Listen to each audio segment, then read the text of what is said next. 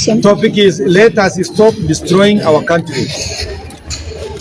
The Religious Council of Kenya, IRCK, has held a retreat for the ends of the member institutions here at the Hulwas place for the last 3 days. We took time to reflect on the interfaith relationships in our nation and also prayed and agonized over the sad states of our nation is in currently. In these reflections, we considered scriptures from the Holy Book and especially the following: Christian, Psalm 72:1-4. Endow the king with your justice, O God, the royal son with your righteousness. May he judge your people in righteousness, you afflicted ones with justice. May the mountains bring prosperity to the people, the hills the fruits of righteousness. May he defend the afflicted among the people and save the children of the needy. May he crush the oppressor. And a Muslim Quran 5:8. Oh, you who are bereaved, be persistently standing firm for Allah. Witness injustice, and do not let the hatred of our people prevent you from being just. Be just. That is nearer to righteousness. And the Indo Muabarati Santi 122:47. A king who dispenses justice properly and protects his subjects is said to be a protector.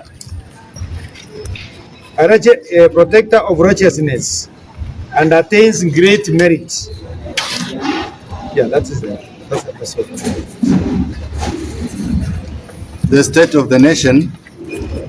Kenya is in a very sad and dangerous state. The fight by dominant political elite to acquire, protect, and consolidate their political and economic power is tearing our nation apart with unprecedented tensions, violence, and killings of innocent Kenyans. The state, through ineptitude or deliberate provocation, has degenerated what started as an expression of discontent with the Finance Bill 2024 into a murderous chaos characterized by incessant demonstration, destruction of property and public service facilities, abductions, forced disappearances, and extrajudicial killings. We cannot continue like this as a nation. We are calling kwamba taifa letu liko katika hali ya hatari kwa sababu mabwenyenye ambao wamejipatia mali na wanaendelea kulinda mali yao na kuhakikisha kwamba wanatumia uwezo wa kisiasa na kiuchumi unavunja taifa letu, na kwamba haya hizi tensions ambazo tunaziona sasa hivi na pia watu kuuawa, chanzo chake ni kwamba the political elite are involved in infighting to control and consolidate. Na kwa hivyo tunasema kwamba maandamano ambayo yalianza mwaka jana kwa sababu ya Finance Bill 2024 na ambayo ilianza kwa amani sana, kama kwamba imebadilika na ikawa njia ya wizi, ya kuharibu mali za watu na pia hata kuvamia police stations. Na pia tunasema kwamba maandamano hayo yamepelekea Wakenya kupotea au kupotezwa hata kuuawa. Na hivyo basi tunasema hatuwezi kuendelea na njia hiyo. Na kwa hivyo tunaomba tuachane na vurugu, kwa sababu rais wa taifa ana uwezo na ni muhimu sana kwa sasa hivi aweze kurudisha imani ya Wakenya kwa serikali, kwa sababu Wakenya wengi wanaona kwamba vurugu na mauaji yanayoendelea na hata financial scandals ambazo zimejitokeza katika taifa hili zinapoelekea kwamba zimetendewa na watu walioko katika serikali, ni kama kwamba hatua yoyote haichukuliwi. Ndio maana tunasema njia ya kutatua matatizo haya ni kufuata katiba na sheria, ambayo ndio njia pekee ya kuwa na taifa ambalo linajiendeleza. Pia tunaomba commission ya chapter 6 rise up na ichukue wajibu wake, ili watu wote ambao wanatumia mamlaka yao vibaya na pia utumizi wa vyombo vya usalama vibaya wachukuliwe hatua. Kwa zaidi ya hayo, tunaomba kwamba serikali ianzishe Judicial Commission of Inquiry chini ya Commission Inquiry Act kufanya utafiti na kujua maafa yote yaliyotendeka hapa nchini tangu June 2024, wahusika waweze kuchukuliwa hatua. Kwa upande wetu tunasema tuko tayari kuendeleza mazungumzo baadhi ya serikali na vijana na washikadau wote kwa ajili ya kuendeleza amani. Na kwa hivyo kama Wakenya tunaomba turuhusu nafasi hiyo ya kuweza kutafuta maridhiano ili tusije tukapata machafuko makubwa zaidi, na tunaweza kupata mwamko mpya kutoka kwa vitabu vyetu vya dini. Kwa mfano Isaya 1:18 ambao unatuambia njoni tukafikirie pamoja, na pia Quran chapter 5:2 ambayo inasema tushirikiane tukitumia fadhila zetu na dhamira zetu ili kuweza kushinda dhambi na kuepuka na vurugu mbalimbali. Tukimwogopa Mungu, Mungu ataweza kuchukua hatua kwa wale ambao wanaleta vurugu. Na kwa kumaliza, tumesema kwamba tunaomba Wakenya wabaki katika mstari wa kutaka kutafuta suluhisho ili kwamba taifa letu liweze kuendelea. Lakini tunaomba tutumie njia halali za kisheria ili kutatua matatizo yoyote ya kiuchumi yanayoipata taifa letu, na tukijua kwamba sote kama Wakenya, wimbo wa taifa unatusii kwamba Mungu aeze, ambaye ndio mwanzilishi wa viumbe vyote, abariki taifa letu, haki iwe ndio kinga yetu, na sisi sote tuishi kwa umoja, amani na uhuru ndani ya mipaka yetu. Asante. Juguna, speaking for the Evangelical Alliance of Kenya and also as one of the executive members of the Interreligious Council of Kenya. We are calling for an end of violence. In our careful consideration, the state led by His Excellency, our President, Dr. William RUTO, can and must restore public trust by ensuring that senior state perpetrators of violence and financial scandals face the law through meaningful prosecutions. Politicians must be compelled, or something needs to happen that will stop what we view as using religion and negative ethnicity for political mobilization. And also, we as the Interreligious Council feel that the politicking going on is still premature, given we have 2 years to the general elections.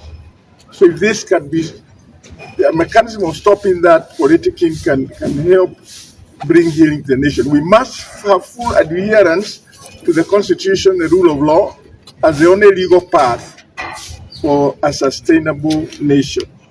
We further challenge all the commissions created by all the Chapter 6 commissions to rise up and take necessary action on all persons who are abusing power and misusing security personnel to further their political interests.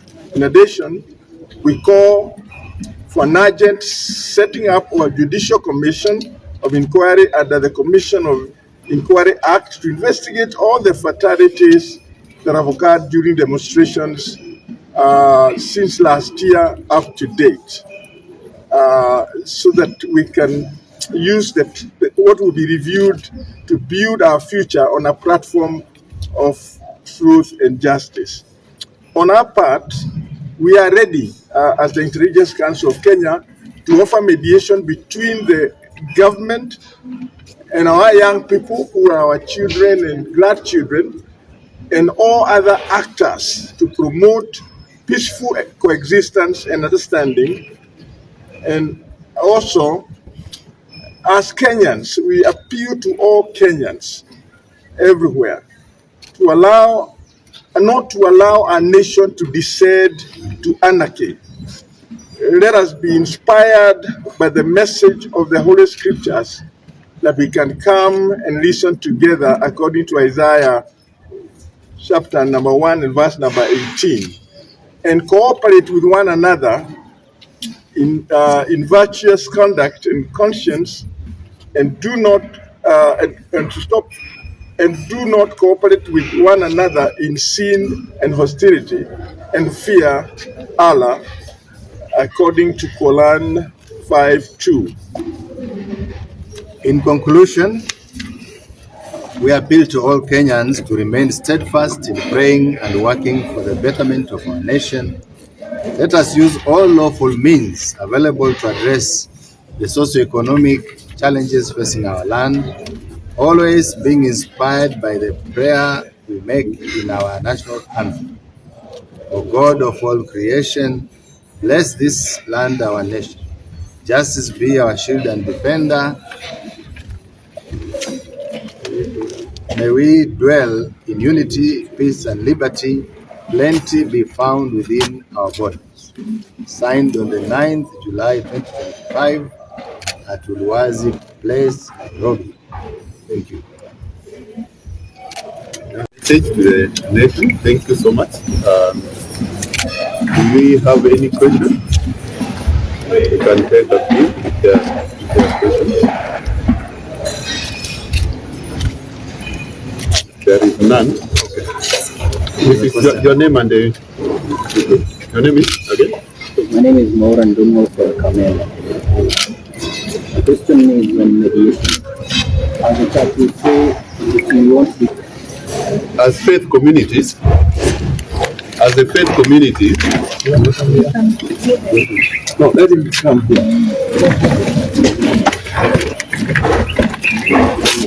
What has been asked is how will the religious community or leaders serve as mediators without being meddling or being confused in the process.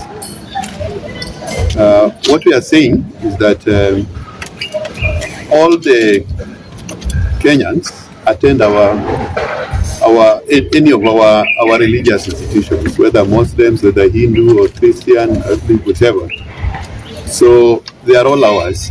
And in the past, over the years, whenever there's been a challenge, our faith leaders have taken a central space in listening to each party. And so that is what we are seeking to play even this time around. Thank you so much.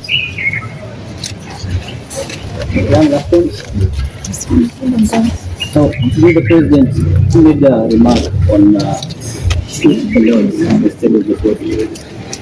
But the church have a different laws over the comments of the Yeah, so today we are focusing on what happened on 7th July. We have not had time to even follow the news because we are on a retreat, but we shall be meeting soon to monitor the development of the situation, and when it is necessary, we shall also make a public statement about our position. Can we have a summary slide?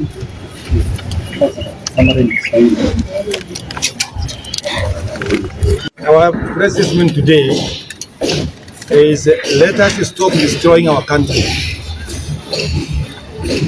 The Religious Council of Kenya, IRCK, has held a retreat for the ends of the member institutions here at your workplace for the last 3 days. We took time to reflect on the interfaith relationships in our nation and also prayed and organized over the sandy state our nation is in currently. In these reflections, we considered scriptures from the Holy Books, and especially the foreign of Christians, Psalm 72, verse 1 to 4. Endow the king with your justice, O God, the royal son with your righteousness. May he judge you people in righteousness, your afflicted ones with justice. May the mountains bring prosperity to the people, the hills of the fruit of righteousness. May he defend the afflicted among the people and save the children of the needy. May he crush the oppressor. On a quotation from Muslim, from the book of Quran 5:8. Oh, you who have debriefed, be persistently standing firm for Allah, witness with justice, and do not let the trend of a people prevent you from being just. Be just, that is nearer to righteousness. And from the Hindu, a king who dispenses justice properly and protects his subjects is seen to be a protector of righteousness, Dharma, against great merit. That's a reading from the Hindu. Oh, sorry. Please go on. We are having interruptions together, and we cannot get your audio, please.